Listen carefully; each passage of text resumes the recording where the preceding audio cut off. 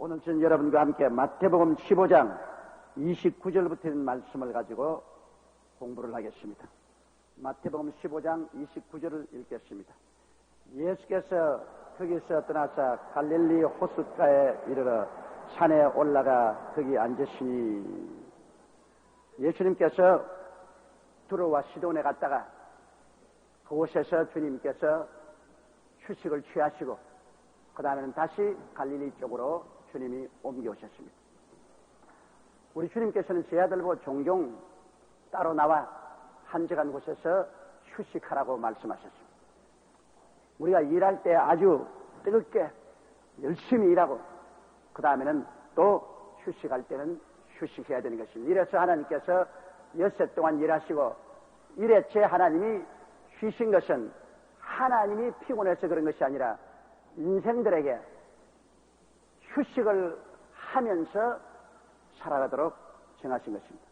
우리의 몸 전체를 하나님이 영적으로나 심리적으로 육체적으로 만드실 때 엿새 동안 열심히 일하고 이래저는 그 일을 다 쉬고 하나님을 예배하고 섬기며 휴식을 갖기를 주님께서 원하시고 계십니다. 그래야 우리 영도 마음도 몸도 온전히 건강을 유지하고 살 수 있다는 것입니다.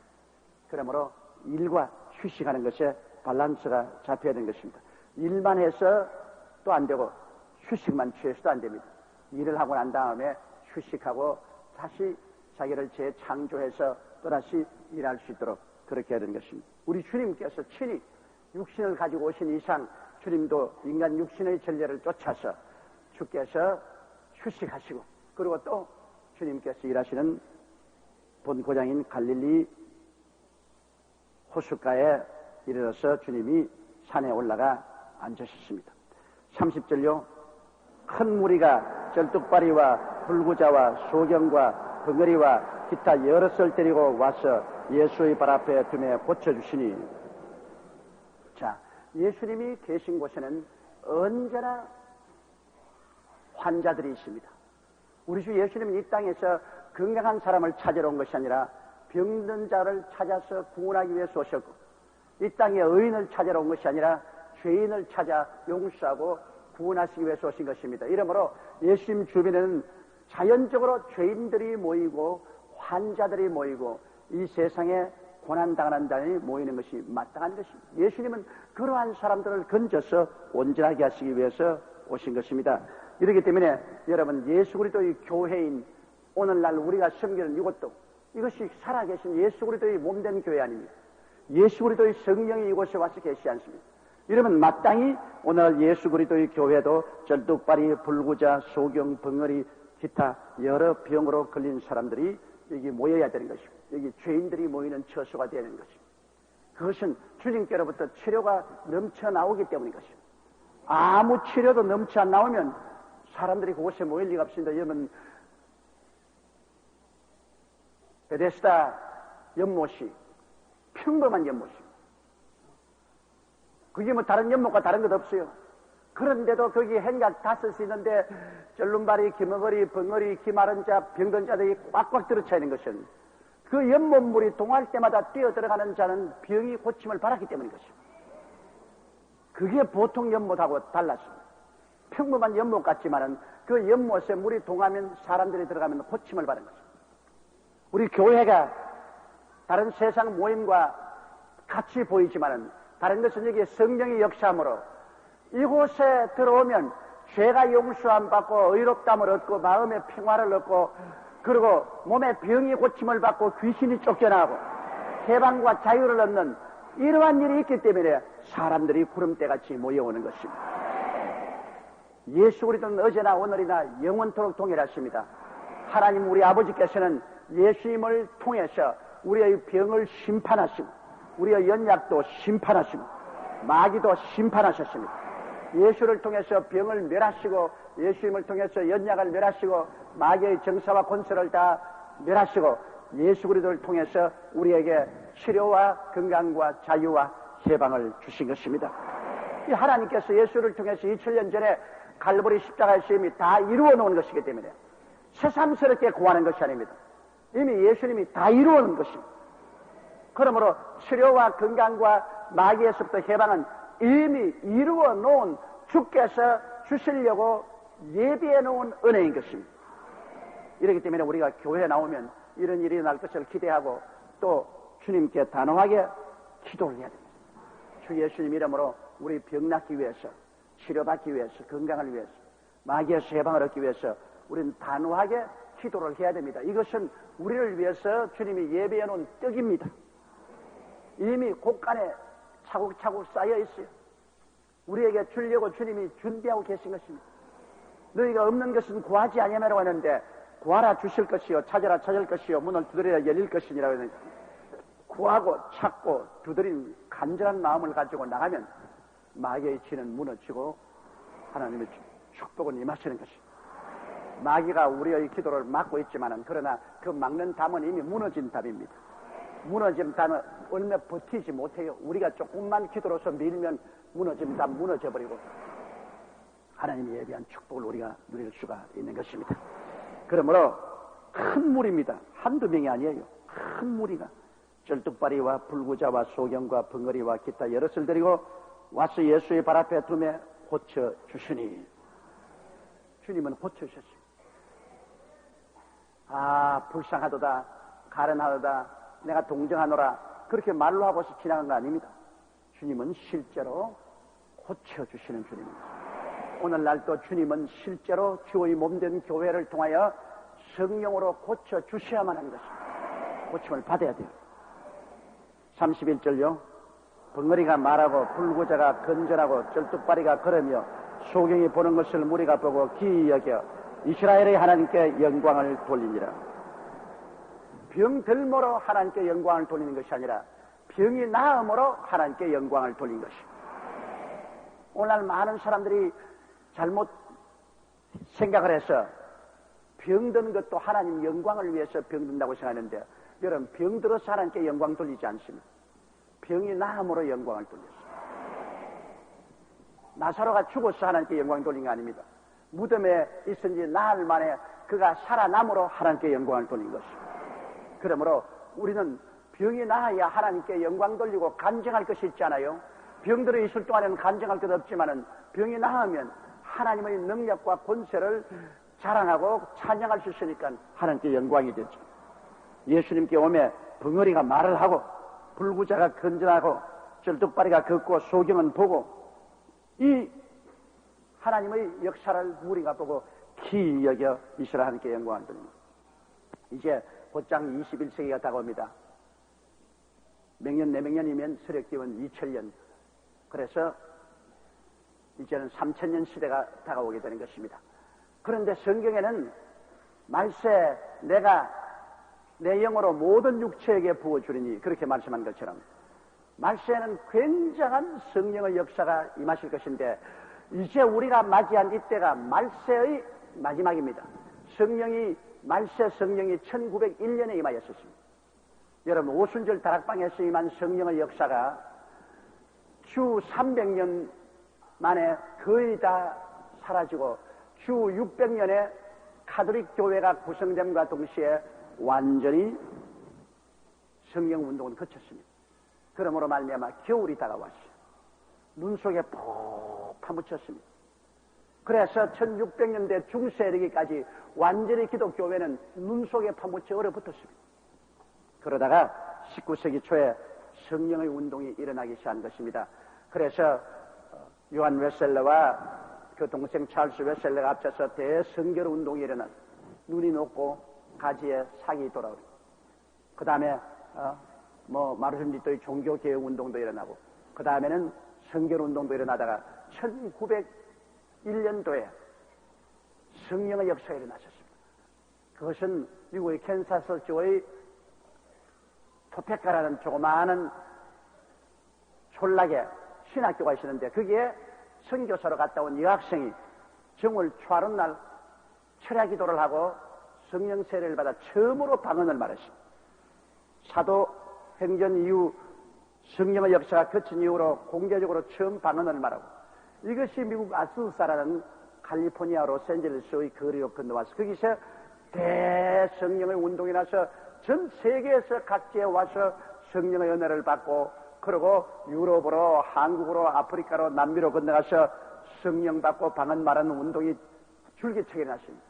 1901년에 한 사람에게 성령 내린 것이 지금 98년 만에 1000만 명, 1억 5천만, 2억 5천만, 3억 5천만, 4억 5천만, 5억. 지금은 전 세계 5억의 크리스찬들이 성령으로 충만을 받고 방언을 말하게 됩니다.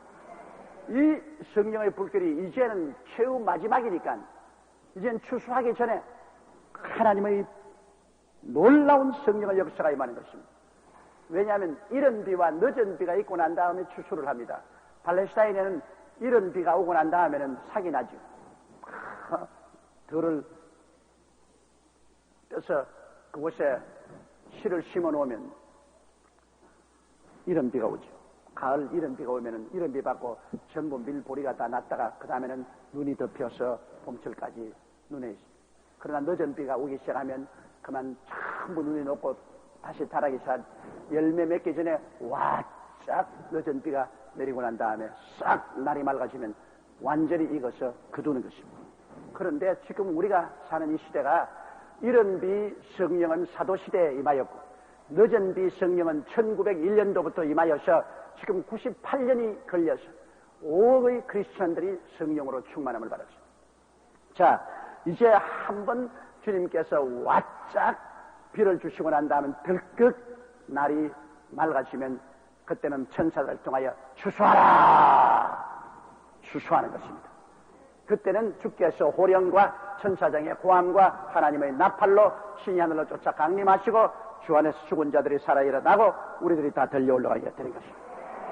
그러므로 우리는 추수기의 직전에 놓여 있습니다. 이러기 때문에 서력지원 3000년대에 들어가면 성령의 놀라운 역사가 모든 육체에 더욱 크게 임합니다.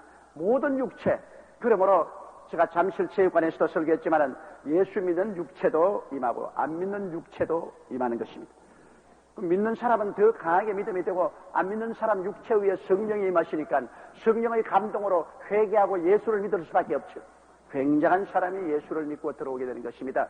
그리고 흰 육체도 노란 육체도 까만 육체도 빨간 육체도 인간의 인종차별이 없이 성령이 임하심으로 말미암아 거대한 선교운동이 온 세계를 통해서 민족과 국경차별 없이 일어날 것입니다. 그 다음에는 많은 타종교가 회개하고 돌아올 것은 불교 육체에도 성령이 임하고 이슬람 육체에도 성령이 임하고 도교 육체도 유교 육체도 어떠한 육체를 가진 사람도 어떠한 종파를 불구하고 성령이 임하심으로 또 많은 사람이 예수 그리스도를 알고 믿고 나오는 운동이 일어나게 될 것입니다. 이러므로 20세기 마지막 그리고 21세기 초기에는 굉장한 성령의 운동으로 많은 영혼이 구원을 받고 돌아오고 그 성령의 운동이 잘 일어나니까 어떤 일이 생깁니까? 사람들이 방언을 말하고 예언을 하고 방언 통역을 하고 기사와 이적과 신유와 능력이 일어나고 꿈과 환상을 보고 하는 일들이 비일비재하게 나타날 것입니다. 지금은 우리가 성령의 역사가 그렇게 강하게 나타나지 않았기 때문에 천사의 활동을 많이 보지 않지만은 이제 앞으로는 천사가 와서 활동하는 것을 여러분이 친히 눈으로 볼 때가 굉장히 많을 것입니다. 사실 여러분 영안이 눌리면 여기도 천사들이 많이 와 있어요. 여기도 이 주위에도 천사들이 많이 와 있어요. 이만한 교회 성도들이 모여서 예배드리는데 하나님의 사자가 안 와 있을 택이 없습니다.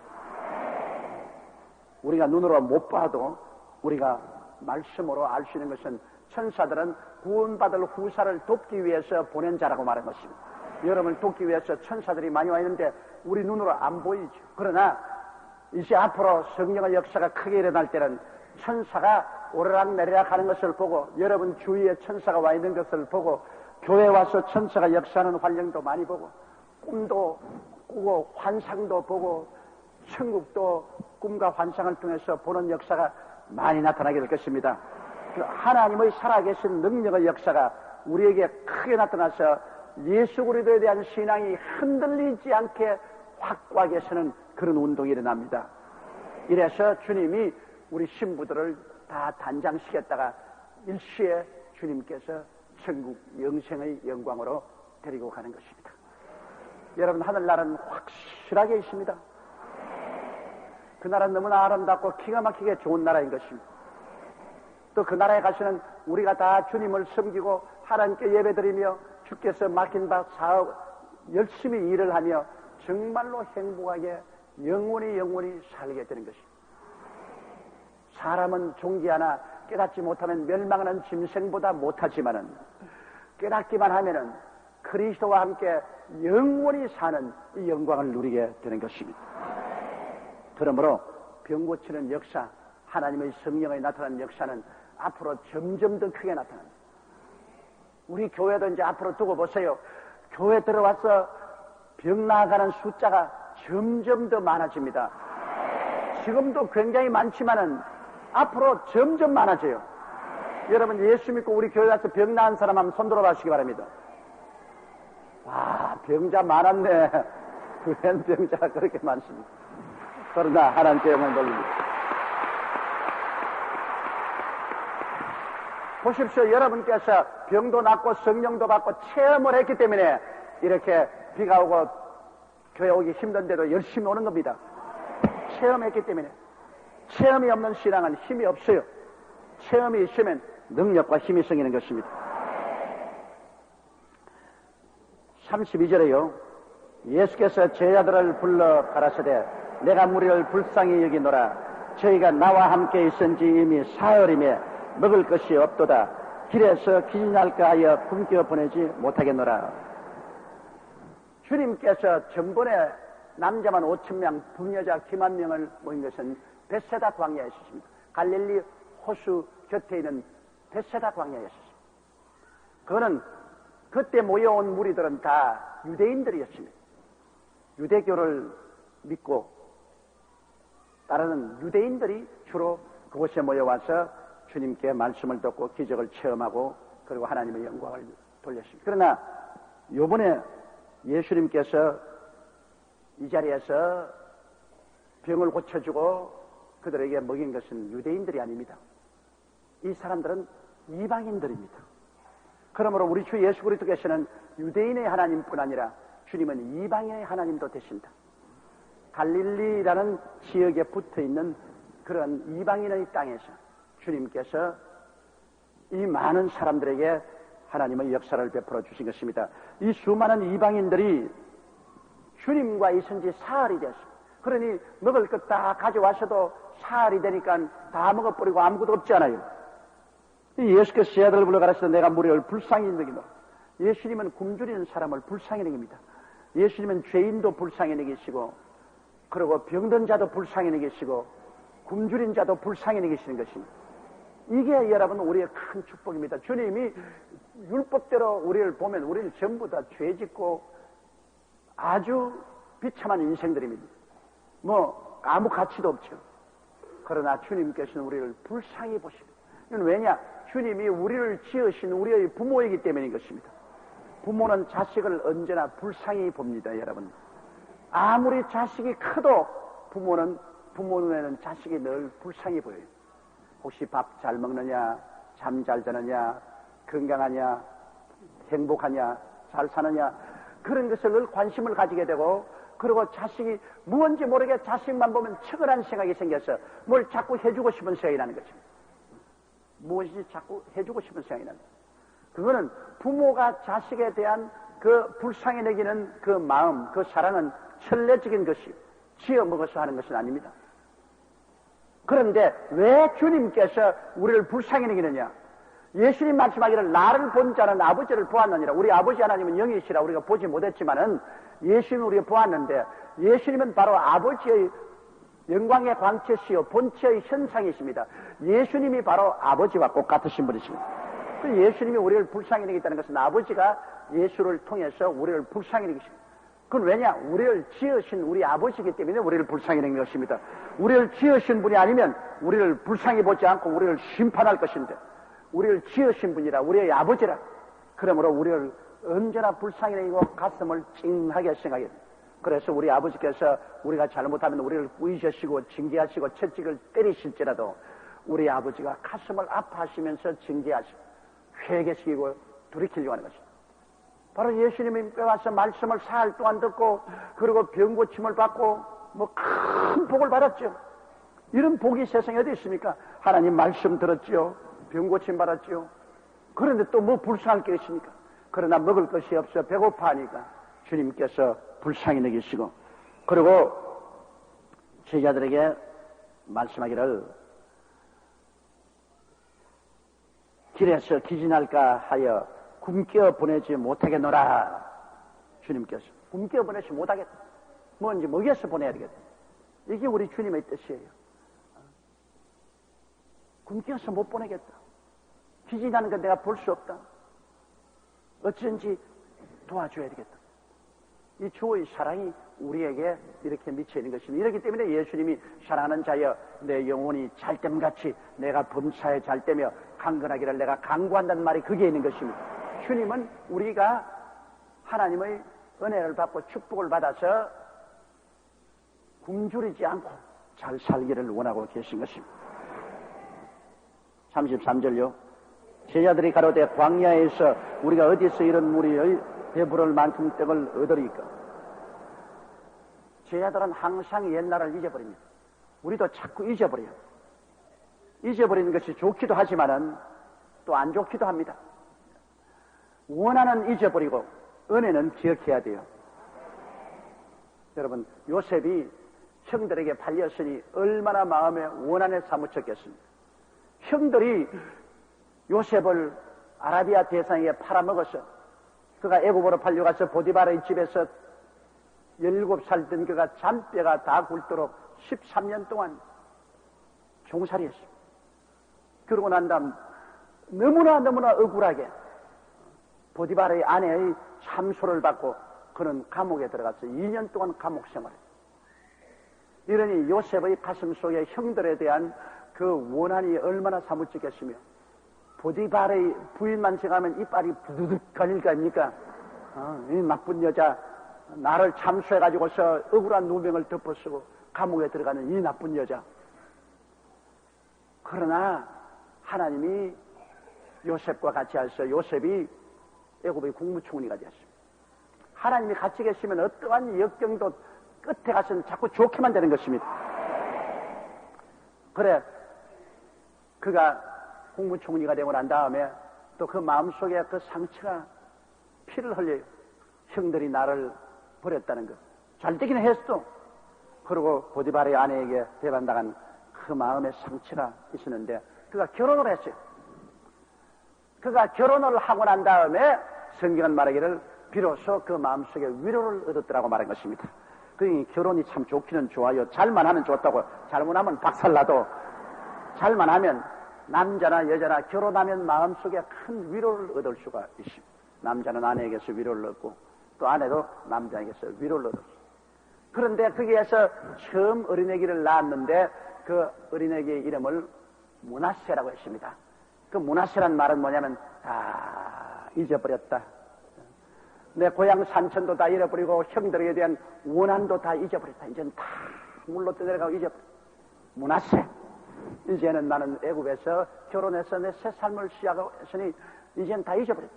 그 다음 두 번째 아들을 낳아서 에브라임이라고 했는데 에브라임은 하나님께 복을 갑절로 받았다 그 말인 것입니다. 내 다 잊어버리고 복을 갑절로 받았다. 이 요셉처럼 우리가 인생을 살면서 원한은 잊어버려야 돼요. 마음에 상처 입은 원한을 늘 기억을 하고 있으면 이게 우리의 마음을 좀 먹어갑니다. 우리의 건강도 해치는 것입니다. 원한이란 다 므낫세, 다 잊어버리고 축복은 늘 기억해야 되는 것입니다. 축복은 기억해야 돼요. 사람들은 말하기를 원한은 돌에 새기고 은혜는 물에 새긴다. 그런데 그러지 말고 은혜는 돌에 새기고 원한은 물에 새겨라. 물에 새기는 물이 뭐 흘러가 버렸는데 뭐 인생이 흘러가도 다 원한도 흘러가고 은혜만은 돌에 새겨놓고 은혜는 잊지 말아야 돼요. 여러분, 우리가 은혜를 받고 감사하지 아니하면 정말로 그는 짐승보다 못합니다. 은혜는 끝까지 우리가 기억하고 은혜에 대한 감사와 보답을 해야 돼요. 우리 하나님께서 예수를 통해서 우리에게 베풀으신 이 구원의 은혜가 얼마나 뼈저리게 큽니까? 여기에 대한 우리가 감사를 끝없이 해야 돼요. 하나님께 대해서 우리가 너무나 감사하고 너무나 감사하고 너무나 감사하고 너무나 감사하고 그 감사할 줄 알아야 돼요. 하나님께 너무나 감사하고 늘 원망하고 불평하고 사는 사람 볼 때가 기가 막힙니다. 인생을 하나님의 은혜로 사는데, 하나님의 은혜를 주어서 우리가 공기도 마시고 햇빛도 받고 시간도 없고 공간도 없고 청춘도 가지고 구원도 받았으니 우리는 늘 하나님을 찬미하며 살아야 되는 것입니다. 은혜를 받았으니 은혜에 대한 감사와 찬양을 해야지. 우리 옛날 불광동의 그 장로교 장로님처럼 그저 감사합니다. 그저 감사합니다. 그저 감사합니다. 그저 감사합니다. 아침에 나가서 1시간도 2시간도 기도가 다른 기도 하나도 없어. 그저 감사합니다. 그저 감사합니다. 그저 감사합니다. 이거 얼마나 좋은 노래입니까? 하나님이 들으실 때 얼마나 아름다운 노래로 들리겠습니까? 그저 감사합니다. 그저 감사할 것밖에 없습니다. 그러므로 여러분이 참된 신앙을 가지려면 하나님의 은혜에 대해서 좀 더 크게 감사하세요. 말도 늘 하나님께 감사하고 생각도 감사하고 행동도 감사하고 하나님이 우리에게 베푸신 은혜를 무엇으로 보답할고 우리가 감사하고 보답할 길이 있으면 곧장 시간 내고 몸들이고 물질 들여 하나님의 은혜에 보답하는 그런 삶을 살아야 돼요. 은혜를 보고 감사하는 그런 사람이 하나님의 큰 사랑을 받고 또 축복을 받을 수가 있는 것입니다. 은혜를 원수로 갚는 것보다 더럽고 치사스럽고 악한 일이 없습니다. 은혜를 원수로 갚아서는 안 돼요. 더구나 우리 한국 사람들은 은혜를 원수로 갚는 사람들이 많습니다. 절대로 그래서는 안 되는 것입니다. 자, 이 제자들이 자꾸 잊어버리는데 뭐냐면요, 옛날에도 오병이어로 남자만 5,000명, 부녀자 기만 명을 먹이고 12바구니 남은 기억이 있는데도 불구하고 이제 주님께서 저들에게 먹을 것을 주라고 하니까 또 다 까먹어버리고 이 광야인데 떡이 없는데 어떻게 할까요? 우리도 너무나 잘 까먹어요. 과거에 하나님께서 복을 주시고 내주신 것 다 까먹어버리고 또 문제 생기면 내 죽네 하나님이 날 버렸어. 그렇게 너무나 속히 잊어버린 것입니다. 우리가 하나님의 은혜를 잊어버리면 이스라엘 백성이 애굽에서 나오고 난 다음 광야를 지날 때 곧장 잊어버렸습니다. 홍해수가 갈라지고 나온 것도 얼마 안 됐는데 그만 물 없다고 원망하고 탄식하고 그 다음 물을 또 달게 해주고 나니까 또 얼마 있지 아니해서 고기 없다고 또 원망하고 탄식하고 과거에 하나님이 베푸신 그 큰 기사와 이적을 곧장 잊어버립니다. 그것을 기억하고 있더라면 문제가 생기면 모여서 감사하고 찬미하고 기도하고 과거에도 도와주신 하나님 지금도 도와주시옵소서. 그렇게 기도하면 얼마나 좋겠어요. 그런데 그렇게 하지 않고 다 까먹어버리고 다 잊어버리고 그냥 앉아서 밧다리 뻗고 통곡하고 원망하고 불평하고 탄식한다. 잊어버리면 안 돼요. 여기 제자들이 또 잊어버렸어. 오병이어로 5,000명 모이고 12방에 나온 것을 잊어버리고 난 다음 제 아들이 가로되 광야에서 우리가 어디서 이런 무리의 배부를 만큼 떡을 얻으리까? 그 다음 23절이요. 예수께서 가라사대 너희에게 떡이 몇 개나 있느냐? 가로되 7개와 작은 생선 2마리가 있나이다. 아무리 광야라도 주님은 기적을 행할 수가 있습니다. 광야가 문제가 아닙니다. 예수님만 계시면 아무 문제가 없어요. 우리의 문제는 광야를 자꾸 바라보고 예수님을 안 바라보는 것이 문제인 것입니다. 광야는 다가와요. 마음이 광야가 될 때도 있고 가정이 광야가 될 때도 있습니다. 사업이 광야가 될 때가 있고 생활이 광야가 될 때 있습니다. 광야는 다가와요. 인생 생활 경험에 광야가 안 다가옵니까? 다 크고 작은 광야가 다가오고 그를 지나가죠. 그러나 우리가 항상 생각해야 될 것은 광야 가운데 계신 예수님을 바라보아야 되는 것입니다. 예수님이 없는 사람은 좌절하고 절망하지만은 여러분은 예수님이 여러분의 임금이 되셔서 여러분 속에 하늘나라가 임하였지 않습니까? 예수님이 여러분 속에와 계시지 않습니까? 예수님이 속에와 계셔요. 여러분은 예수 믿는 사람입니다. 예수 사람이에요. 예수 남자, 예수 여자예요. 예수님이 우리와 같이 계신데 광야만 자꾸 바라보고 예수님을 안 바라보면 어떻게 합니까? 예수님께서는 하늘과 땅의 모든 권세를 따가지고 계시고 예수님의 말씀 한마디에 하늘과 땅을 지으셨는데 왜 예수님을 바라보지 않고 광야를 바라봅니까? 지금도 우리 한국은 IMF로 광야라 그러지만 이 광야 가운데 있는 교회도 예수 그리스도가 계신 교회를 우리가 바라보아야 되는 것입니다. 우리 한국에 지금 광야는 광야지만은 경제적인 광야지만은 그 광야 가운데 우리 한국은 다행으로 5만 교회와 10만 교회 종과 1200만 성도를 거느린 교회 나라가 임하여 있습니다. 하늘나라 정부가 임하여 있어요. 하나님께서 이 광야에서 일을 못 처리할 것 같습니까? 근데 주님께서 우리가 어렵다고 해도 우리 가운데 광야에 계셔서 우리 성도들의 기도를 들으시고, 올해도 여러분 텔레비 방송에서 보았겠지만은 대풍이요. 올해도 대풍이요. 이렇게 홍수가 지고 한명했지만은 또 하나님이 대풍을 주셔서 오늘 올라오는 요 못된 회오리 바람만 서해로 빠져버리면, 우리 벼농사가 안 넘어지면은 정말 대풍이야. 지금 여러분도 기도해야 돼요. 이 태풍이 우리 한국을 때리지 말도록. 이건 곡식들이 바람에 불려서 꺾여 넘어지면 이거 정말로 수확기에 큰일입니다. 그리고 배가 많이 땅에 떨어지고 하면 이거 굉장한 손실이 나는 거예요. 이러므로 이 바람이 우리를 피해가야 됩니다. 그러면 올해도 대풍이죠. 아무리 광야가 와도 예수님을 붙잡아야 돼요. 예수님을 붙잡지 않고 그냥 허덕이면 큰일 납니다. 예수님 붙잡지 않고 방황하면 큰일 나요. 우리가 예수님을 힘차게 붙잡고 늘어지면 예수님이 도와주는 거예요. 제가 나를 사랑한 적 내가 저를 건지리라. 제가 내 이름을 안 적 내가 저를 높이리라. 제가 내게 간구하리니 내가 응답하리라. 환난 날에 내가 저와 함께하여 저를 건지고 영화롭게 하리라. 이런 약속이 있지 않습니까? 그래서 예수님은 광야에서도 우리에게 묻는 것이, 너희에게 떡과 생선이 얼마나 있느냐, 그걸 묻습니다. 예수께서 가라사대 때 너희에게 떡이 몇 개나 있느냐 가로되 7개와 작은 생선 2마리가 있나이다. 자, 이것만 있으면 돼요. 왜? 주님이 언제나 찾는 것은 심을 씨앗을 찾는 것입니다.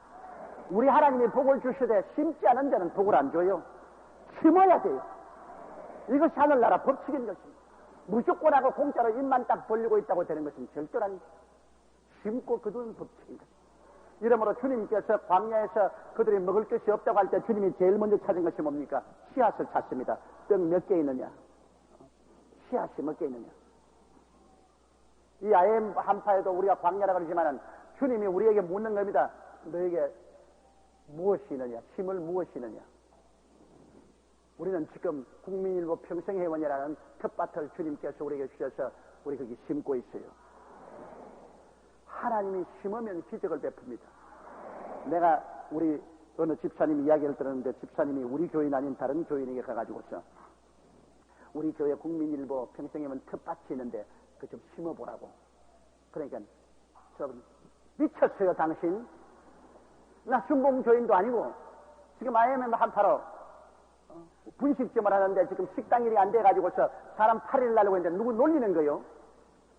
그래서 아무 말도 못하고 집에 와서 기도를 간절히 하고, 하나님, 그 집이 심어야 식당에 8일을 날리지 않지, 안 심고 어떻게 복을 받게? 또 갔어.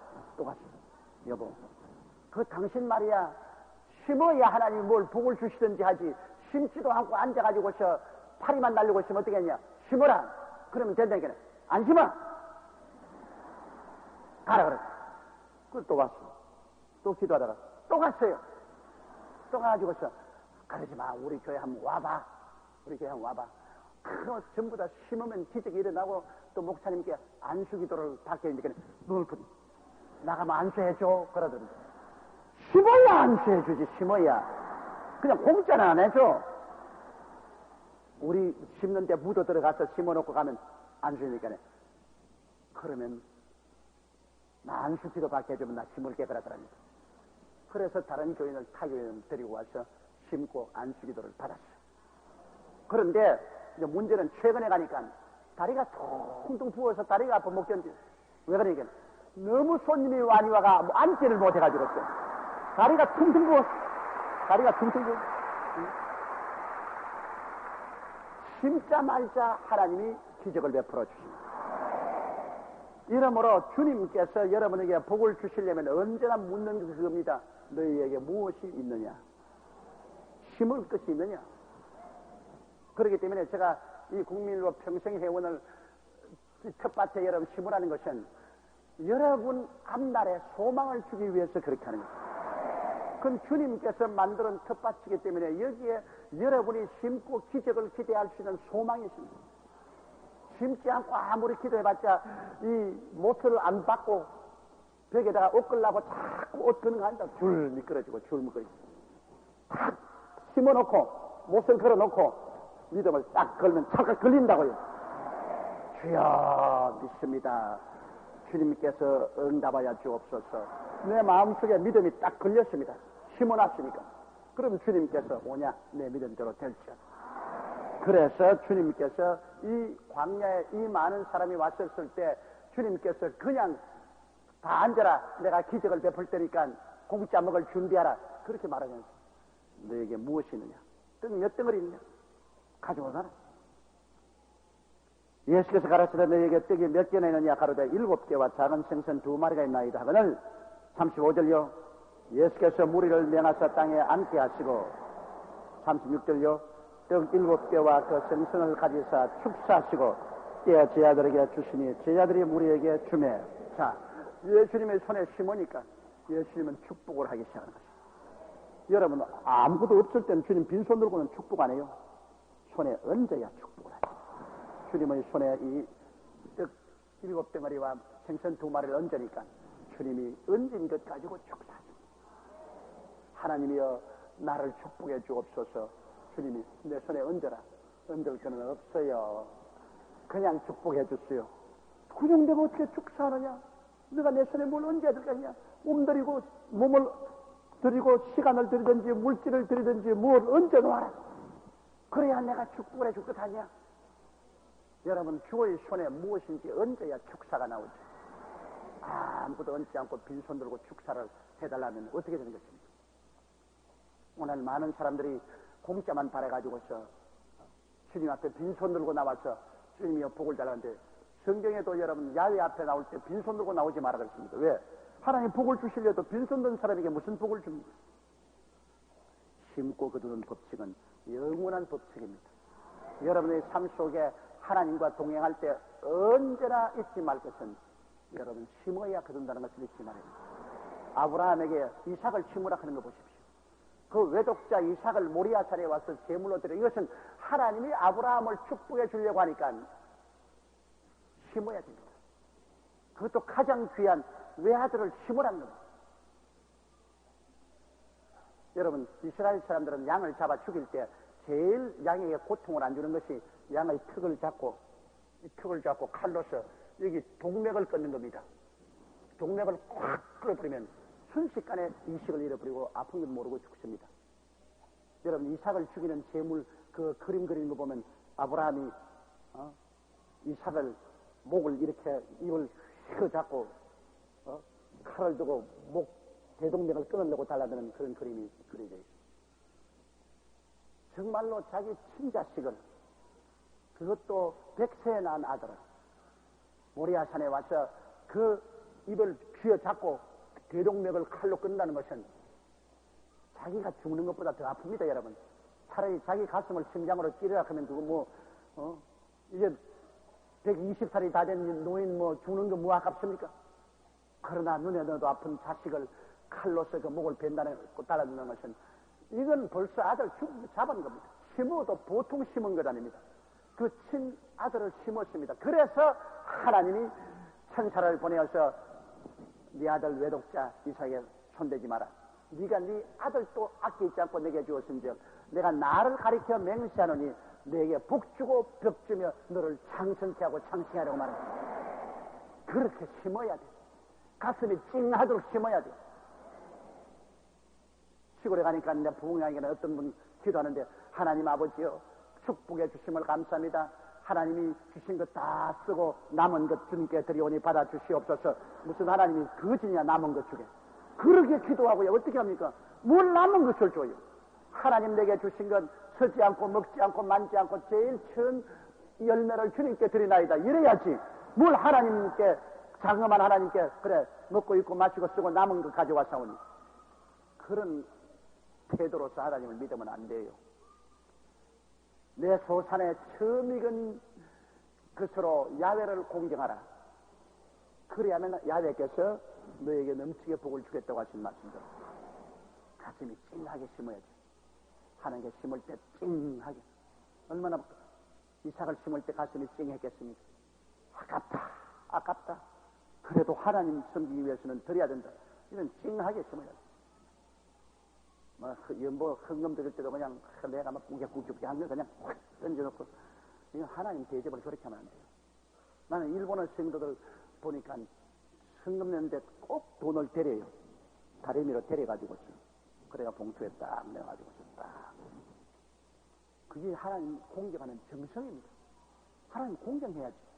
하나님 무슨 뜻없이 거지 돈 주듯이 그냥 꾸겨진 건 내가지고 확 던져서. 우리의 모든 행동에 하나님을 공경해야 되는 것입니다. 우리의 모든 행동에. 지극히 크시고 거룩하시고 장엄하시고 능력이 한이 없으신 우리 하나님, 우리를 사랑하사 독생자를 주신 우리 아버지, 이 아버지를 우리가 마음에 공경하지 아니하면 우리 인간 아니에요. 우리는 정말 마음을 다하고 뜻을 다하고 정성을 다하고 목숨을 다하여 주 하나님을 공경해야 돼요. 주 하나님을 공경하고 사랑해야 돼요. 그래서 예수님 손에 얹어놓으니까 예수님이 축사하시고 떼어 제자들에게 주시니 또 제자들이 또 그거를 우리에게 주는데, 자, 이제는 하나님이 일단 축사하시면 심은 것이 자랍니다. 하나님 손에 심으면 자란다는 것입니다. 여러분, 이걸 잊지 말아야 돼요. 그건 시간이 오래 안 걸리고 그 순간에 즉시로 자랄 수도 있습니다. 떼어주니까 또 자라고, 꺾어주니까 또 자라고. 이거는 뭐 떡을 떼주면 또 자라고, 떼줬는데 보니 또 이건 그대로 있고, 떼줬는데 보니 또 그대로 있고, 고기를 금시 꺾어서 주었는데 보니 또 그대로 있고, 꺾었는데 보니 또 그대로 있고. 이 정말로 애들 말 때나 기통찬 일입니다. 정말. 얼마나 멋있는 우리 하나님이십니까? 우리 하나님보다 멋있는 하나님 어디 계십니까? 음식이 한없이 나와요. 그러니 하나님이 우리 하나님이면 우리 걱정할 것도 없어요. 우리가 흉년이 들든 흉년이 들든 예수님이 같이 계시면 그거 가지고 예수님께 들여놓으면 예수님이 퍼내면 또 나오고, 퍼내면 또 생기고, 퍼내면 또 생기고, 한없이 그렇게 하실 수가 있는 것입니다. 그러므로 우리는 주 예수를 통해서 야훼를 기뻐하고 즐거워하고, 우리 하나님이 야훼를 기뻐하고 즐거워하고 감사합니다. 우리 신앙생활이 뭡니까, 여러분? 하나님을 즐거워하는 게 신앙생활입니다. 사는 게 뭡니까? 먹다 자다 깨다 죽는 건 아닙니까? 뭐 별것 있어요. 태어났다가 여러분 죽는 거예요. 재산이 많다고 해서 그 사람 남보다 밥 많이 먹는 것도 아닙니다. 잠도 길게 자는 것도 아니고. 재산은 많으면 먹는 자도 많고 골치도 더 많이 아프다고. 그러므로 우리는 그냥 태어나서 인생을 주어진 시간 살다가 죽는 겁니다. 그 기간 동안에 어떻게 살 것이냐? 야훼 하나님을 섬기고 하나님을 기뻐하고 사는 것이 그게 인생인 것입니다. 대통령이 되면 무슨 뾰족한 게 있는 줄 알아요? 장관이 되면 무슨 뾰족한 게 있는 줄 알아요? 그거 다 물거품같이 사라진다. 야훼를 섬기고 야훼를 기뻐하라. 하나님으로 인하여 기뻐하는 겁니다. 하나님이 너무나 감사하고 너무나 즐겁고 하나님을 찬미하고 하나님으로 기뻐합니다. 내가 미국 가니까 미국의 어떤 신학생이 기도하다가 환상을 보니까 큰 천사가 손을 이라고 했는데 그 손 위에 작은 천사들이 그 큰 천사 손 위에서 뛰고 막 춤을 추고 야단이더랍니다. 그래서 물었어요. 주님, 왜 저 큰 천사의 손 안에 적은 천사들이 잔뜩 서가 저렇게 춤을 추고 야단하는 얘기네. 하나님이 계시기 때문에 그렇단다. 그런. 하나님이 계시기 때문에 천사들도 저렇게 기뻐서 뛰고 꿀리는데 우리도 하나님이 계시는데 밤낮 슬픈 얼굴 가지고 밤낮 원만 불평 탄식하고 그렇게 하면 하나님 보실 때 어떻게 저런 내가 구원해 가지고서 내 아들까지 생명을 다 부어서 구원하는데 항상 손주 죽은 시어머니처럼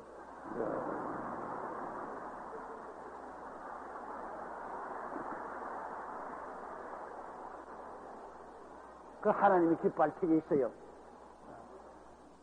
언제나 하나님 앞에 기쁘고 즐거움으로 하나님을 즐거워하면서 사는 여러분 되시기를 주 이름으로 축원합니다. 하나님께 한 박수.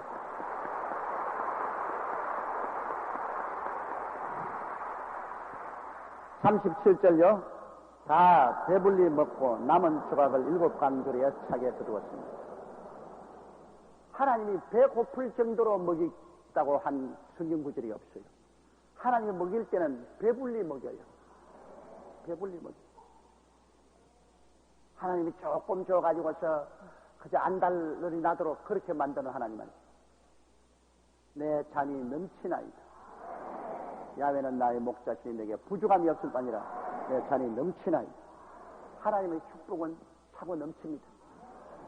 내가 하나님께 드리면 하나님은 내게 복을 주셔서 차고 넘치게 함으로 나가 남과 나누어 가질 수 있게 만들어 주는 것입니다. 우리 하나님은 그렇게 째째한 하나님이 아니십니다. 하늘 한번 쳐다보세요. 저 수많은 별들 보십시오. 이 하늘이 가득합니다. 하나님이 하늘의 한 구석에만 조그만 별을 만들어 놓은 거 아닙니다. 온 하늘에 가득해요. 가득해요. 산천초목 보십시오. 어느 곳에 가나 산천초목이 가득합니다. 우리 하나님은 무엇을 만든지 풍성하게 만듭니다. 하나님은 손이 크셔요.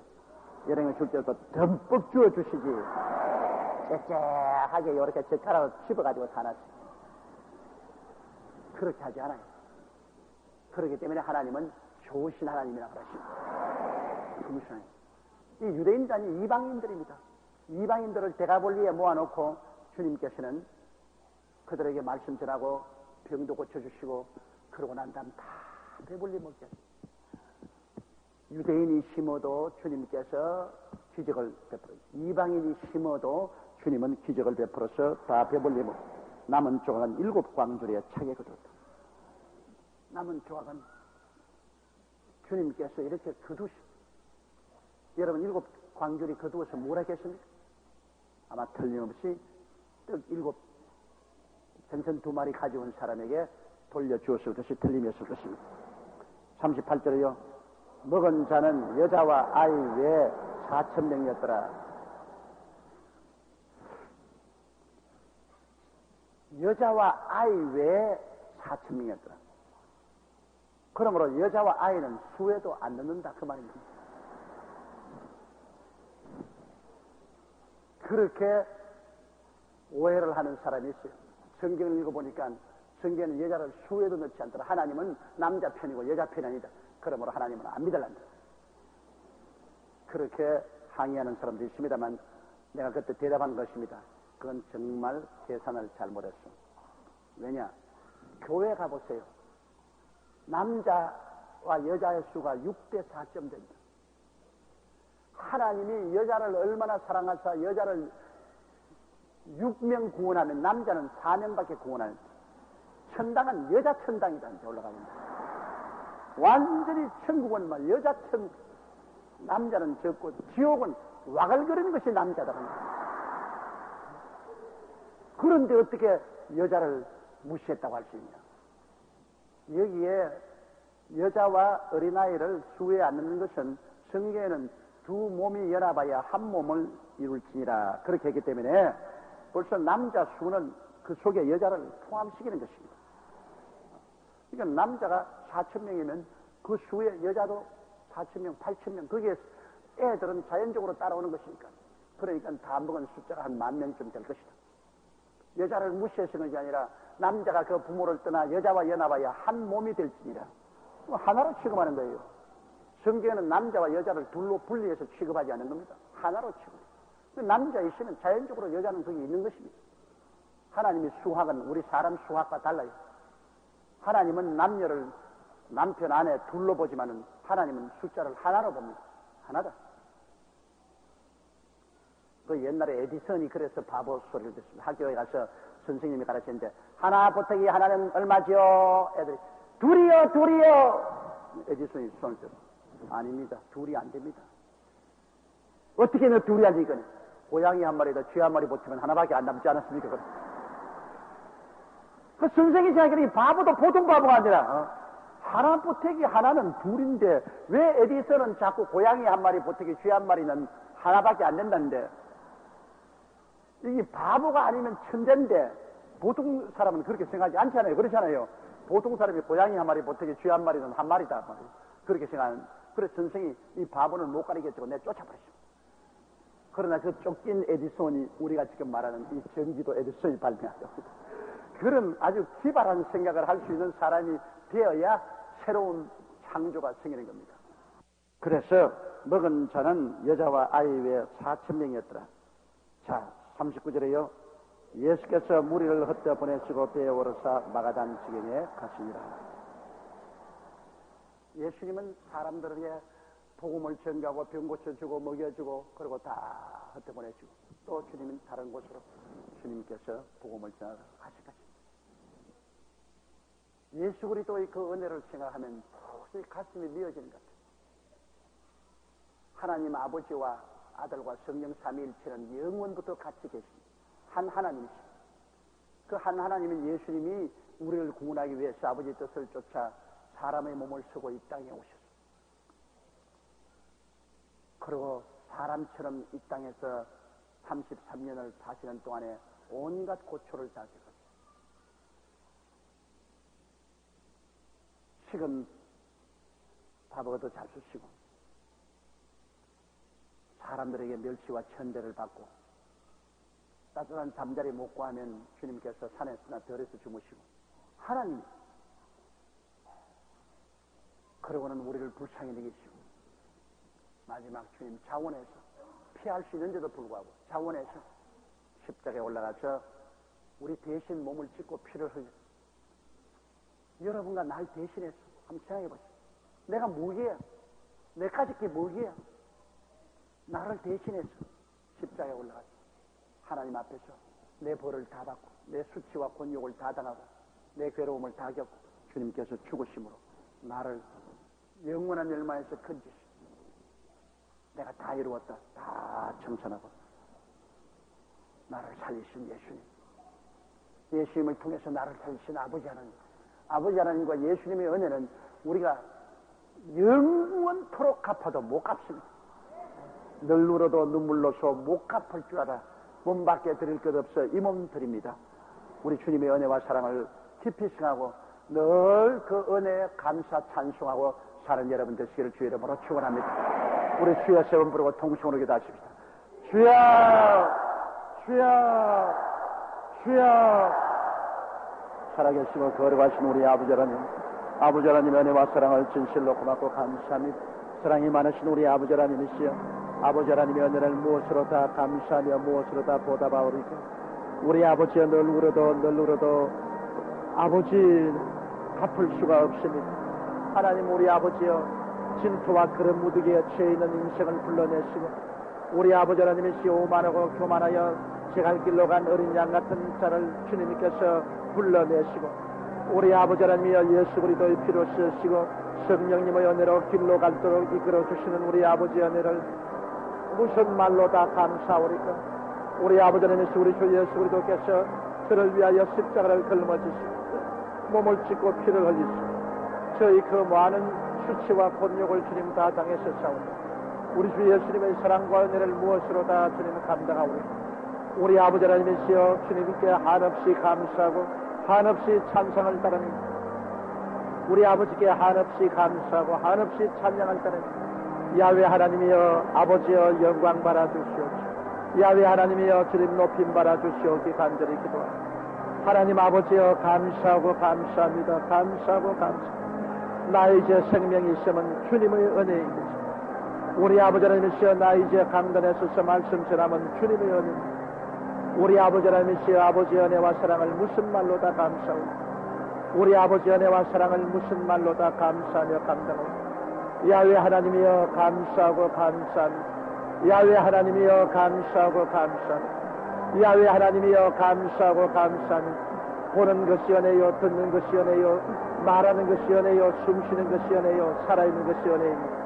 우리 아버지의 은혜를 생각할 때 무슨 말로 다 감사하고 오 야훼 하나님 아버지여 감사하고 감사 찬양하고 찬양하고 우리 아버지 하나님이시여 감사하고 감사 찬양하고 찬양하고 야훼 하나님 아버지여 아버지께서 영광 받아주시고 아버지께서 높임 받아주시고 살아계신 우리 아버지 하나님이여 간절히 기도합니다.